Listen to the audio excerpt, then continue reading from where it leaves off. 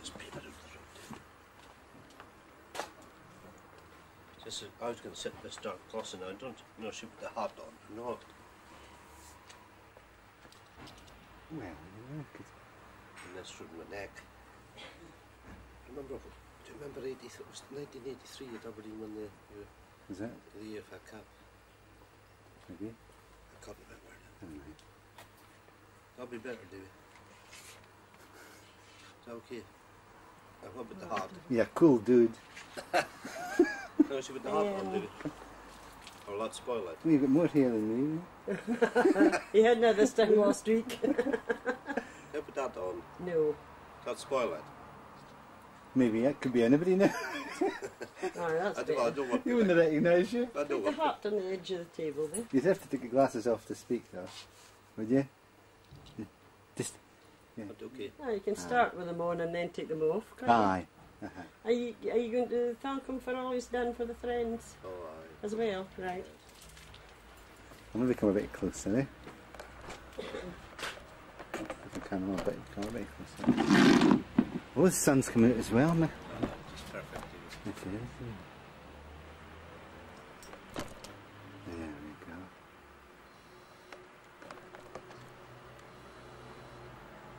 Right, now I can start doing. Alright. Scan the flowers. We'll have to cut chairs up the way too. Maybe I'll get that bunch of. Shove them on this side, or just behind you. And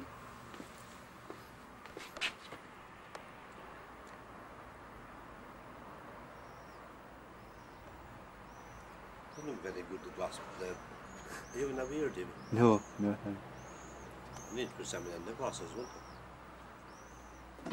you? No, they're usually empty, aren't they? Does he know anything about this, dude? With that thing. This is going to be the surprise packages. You knew we were looking for a few photos of him. Right. You know, just old photos. Did you get any? Aye. He supplied them, did he? Well, Stella, aye. So, he thinks that's all it is, you see. He didn't realise it would be. Is there other people on the video as well? We're going to get Brian McCulloch. Oh, poor Brian. Aye. We could have had him down the other day. He could have been sitting there. You could have done a duet. I know, that'd be better still. But I'll go and get him. So. If I'd known, Dave, if you said last night, I would have. We've just come back from Fintor and picked him up in the end. Aye. I said I'd go to the house tonight. And Oh, well, that's Yeah. nice. He's a good lad, Brian. Aye. He's going in Friday night, isn't he? I hope so, aye. Yeah. Oh, yes. He'll keep you up well, is he? No. Quite so. How is she doing? She'll be in Oh, there. it's difficult, really. Must be hard on her. Aye. She said the school has been very understanding. Oh, aye. Helped her a lot. Suppose you do that in a small school, don't you? Aye. They wouldn't do that at Aberdeen, would they? They're the same. I wouldn't think they No, would. I think school kind of. Well, Just they didn't know the folks around. don't care the same, do No. they? Would you ever go back? Aberdeen, no. I don't think so. No, I'm quite happy here. You made your. Well, how long have you been here now, David? 20 years? 22 years now. 22, is it? And Alistair's about 30. I came in 81. He'd come 74. in 73. 74.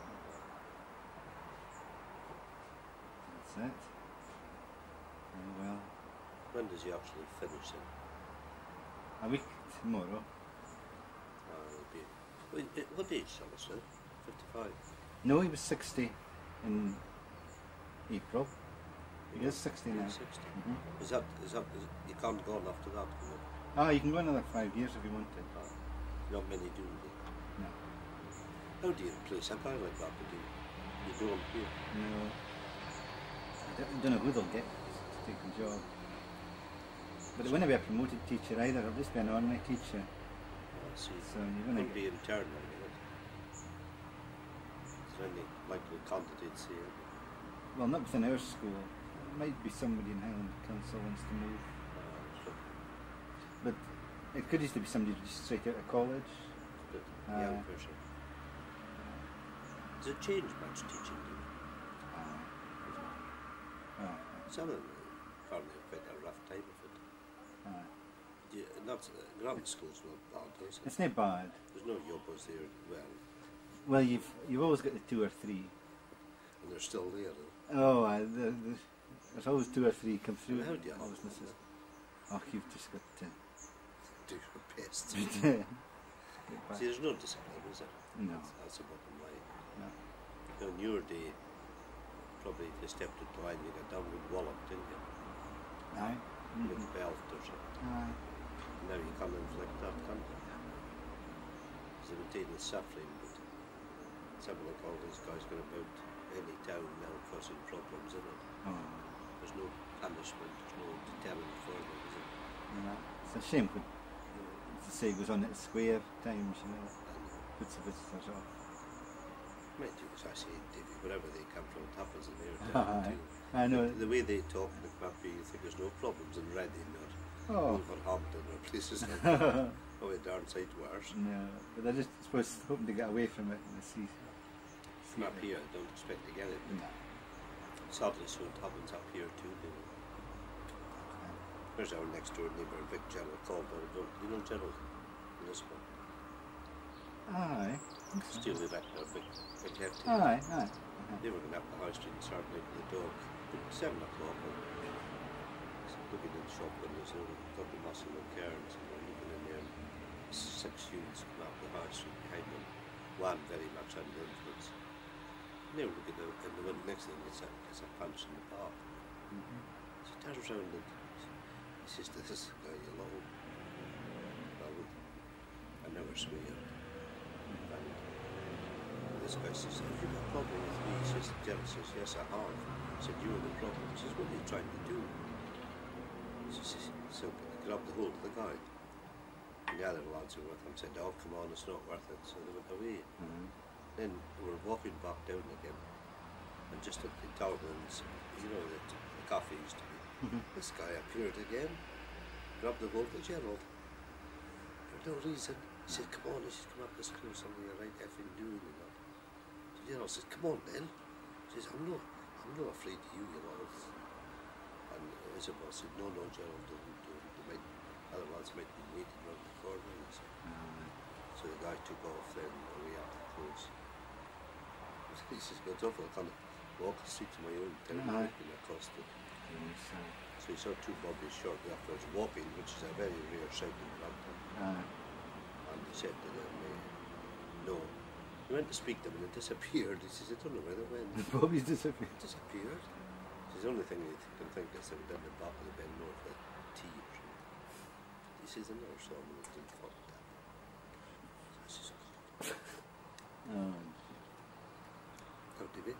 Well, that's you in the mood. We're ready to take. Now, you need a clapperboard. Aye. Action. Right. And then I say, "Hello, Alistair," is it? Blood do it. Now, once I start speaking, can you take anything out? I can just leave it running and just take it. We can start and stop. Right. Because I'll put it onto another tape, you see. Right. So I'll just take off the bits that we want to keep. Right. So it doesn't matter if you stop. I suppose. So, I was going to say, it's not on yet, is it? Aye. We're talking now. We're talking now. So you're We're not, live on the internet. but you're not speaking to me, are you? This is a webcam going out onto the internet.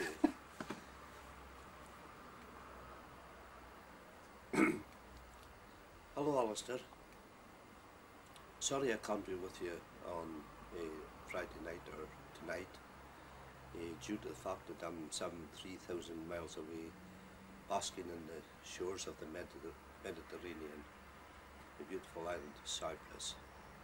I had hoped to come home to be with you all tonight, and I made several inquiries regarding a flight home, even approached Highland Council for funding, but unfortunately, due to recent cutbacks and lack of finance, they weren't able to meet my demands. So, sorry, I'm going to miss your party, but I hope you have a lovely night because you really deserve it.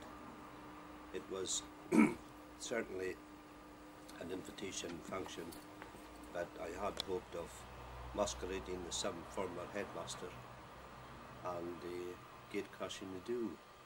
But I was assured by Mr. Darren McLean, that security will be very tight on the night after what happened at Windsor Castle at Will's 21st Bosch last Sunday. So, as I say, I won't be with you, but my thoughts will be very much with you and Stella and all your colleagues at Grant. I'm sure you'll be very, very sadly missed at the school.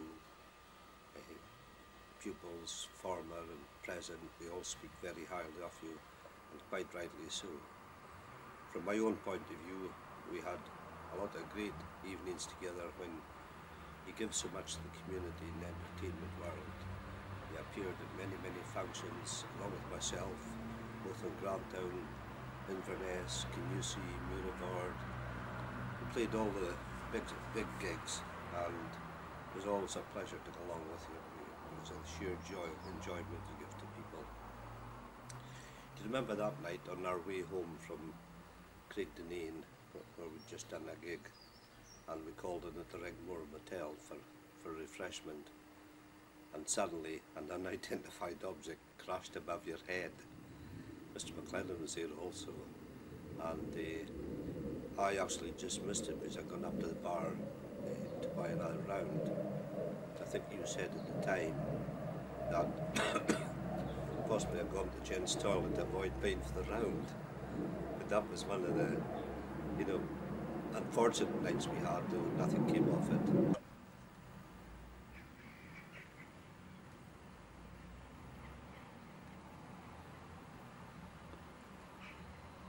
When I was approached to come on this programme, I said, well, it must be very, very difficult being 3,000 miles away, but due to the magic and the technology and the skills of Mr. Davy Calder, he made it all possible, and he tells me that we're coming by the satellite to be with you tonight. As I said already, we're some 3,000 miles away, and it's really quite remarkable that I can be with you on this very special evening. There was some interference just a few minutes ago. That was due to the fact that the Red Arrows, the famous RAF formation team, they do a lot of their training in Cyprus, and there's a huge RAF base at a place called Aplatiri, so that was what the interference was.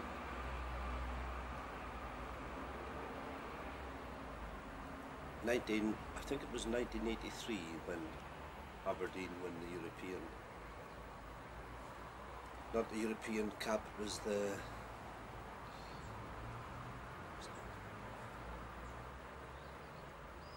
UEFA Cup, when we beat Real Madrid. Do you remember that wonderful night, Alistair? I'm sure you do, as many of us do. Alec Ferguson did so much for the club, I often wish it was back today. We travelled on many occasions through Aberdeen to Pittodrie, and I think one of the most amusing from my point of view was when it was a Wednesday night, a rather miserable night, and I approached you along with Barney Anderson and Big Davy Mullen to get through. There was a vital Scottish Cup game, and Aberdeen needed all the supporters that they could get. So you very kindly agreed, and I said, well, the condition is that we share the drive-in. We got as far as Cromdale, and I stopped the car, and he said, what's the problem? To which I replied, well, he did agree to share the drive-in, so that's my stint over now. So we travelled through to Aberdeen with a lovely night. I think we beat Rangers 2-1 on that occasion. And then we had a very safe journey home. I think we called in at Dalmashach for a glass of lemonade for suitable refreshment after that. After that, of course, going even further back, you may recall when I first met you and your dear mother, who you used to bring up to the Spey Valley for the traditional Sunday roast, which we always provided. It was one of the highlights, probably of Grantown in these early days. I think it cost around about £2.50 with roast beef and Yorkshire pudding, and your mother really appreciated it, being asked up there, and I think that was when you first came to Grantown in the mid-70s. After that, as I say, we had many good ceilidhs, along with several of your colleagues. I think you can recall the night when I approached a couple and asked them would they mind not standing on the dance floor, which I think measured about 8 foot by 4. they were very apologetic and took it very, very well. And then, of course, there was that other hilarious night when Bill Massey and Angie and yourself, and Bill unfortunately was playing the violin. It was, again, you played a full house. There was a huge crowd in that night. And as this middle-aged couple passed by, unfortunately Bill Massey's bow landed in the wrong place. Shortly afterwards, Bill was approached by who I took to be the husband of the lady concerned, and obviously gave him a good talking to. And when Angie Shearer inquired, "What did you say to you, Bill?" He replied, "Oh, we're really enjoying your music tonight, but I don't think that was quite what he had said." Another spectacular. And as I've already said, there was many, many good evenings of various parts, and no doubt, well, we hope now that you've retired, Alistair, that you will not retire from the music world, because you give so much enjoyment. The friends at Grant House, Edith has asked me to mention it to you, to say a big, big thank you on behalf of many, many people for the enjoyment you give in Grant House alone, apart from the other venues that I mentioned. You never let us down. I can still remember the barn suppers when you used to say, when you saw Sandy Grant coming along Strathspey Drive, the quarter bob in his pocket, you knew it was getting near Barnes night. Because you were, as always, you were in the chair. And that's just another example of how, without any persuasion, you would just turn out and make your contribution along with many others. So as I say, I'm sorry I really can't be with you on this evening or on Friday night. It's very difficult when you're 3,000 miles away, but my thoughts are with you and still. I give my regards also to Mr. and Mrs. McLennan, Mr. Davy Calder and his good lady, Brian and Gillian McCulloch, who hopefully will be with you, and hopefully in my return we shall probably meet something, and wish you all the very, very best after giving such great service, not only to the education but the community in general. Good night, Alistair. Have a lovely evening.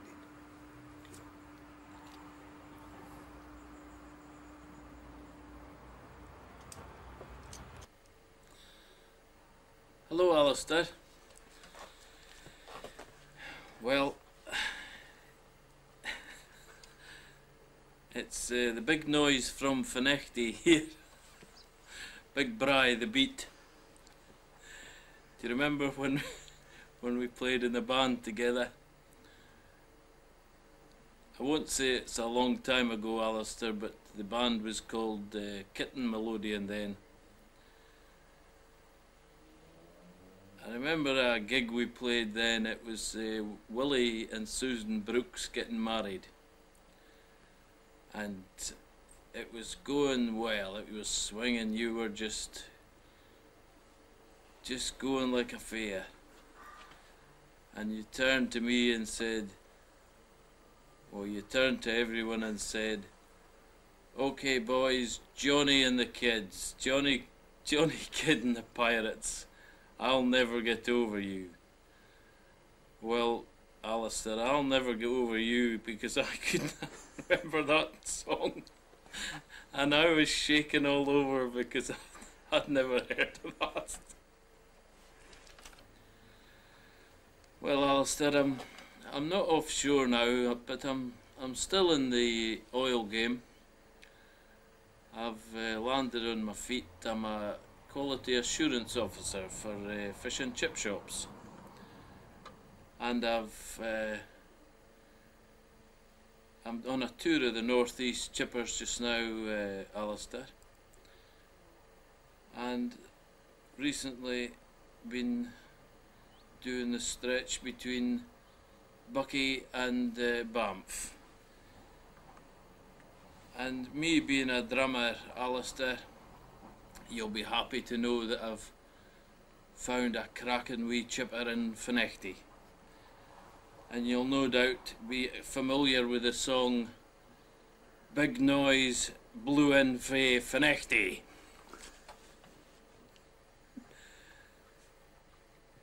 Well, Alistair, during my brief career in the music industry. I played with some of the best musicians in the Spey Valley. Among them, of course, yourself, but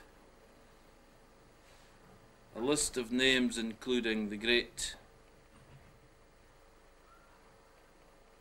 Angie Shearer, Honk Mackenzie. Any relation to you, Alistair? Geordie Mac, Billy Much,